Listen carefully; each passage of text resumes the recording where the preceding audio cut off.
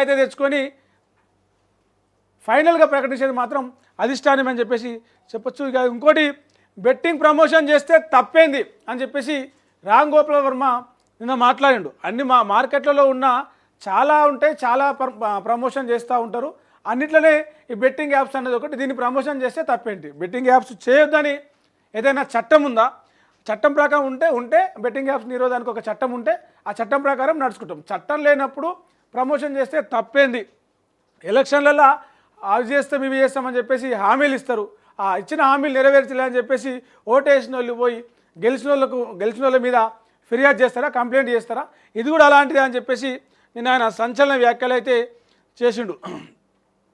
Betting apps ప్రమోషన్లపై వివాదాస్పద దర్శకుడు RGV సంచలన వ్యాఖ్యలు చేశారు. అసలు బెట్టింగ్ యాప్స్ ప్రమోట్ చేయడంలో తప్పేముందని ప్రశ్నించారు. బెట్టింగ్ యాప్స్ ప్రమోషన్ చేసిన 11 మంది సెలబ్రిటీలు, సోషల్ మీడియా ఇన్ఫ్లుయెన్సర్లపై ఇటీవలే పంజాగుట్ట, మియాపూర్ పోలీసులు కేసులు నమోదు చేశారు. ఈ మేరకు నోటీసులు అందుకున్న వారంతా ఒక్కొక్కరుగా విచారణకు హాజరవుతున్నారు. ఈ క్రమంలోనే బెట్టింగ్ యాప్స్ ప్రమోషన్స్పై దర్శకుడు రామ్ గోపాల్ వర్మ సంచలన వ్యాఖ్యలు చేశారు.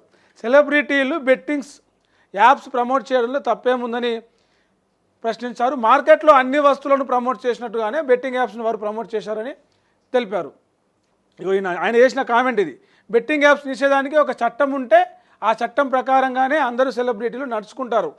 ఒక వస్తువు పాడైతే అది దానిని ప్రమోట్ చేసిన సెలబ్రిటీపై కేసు వేస్తారా, లేక కంపెనీపై వేస్తారా?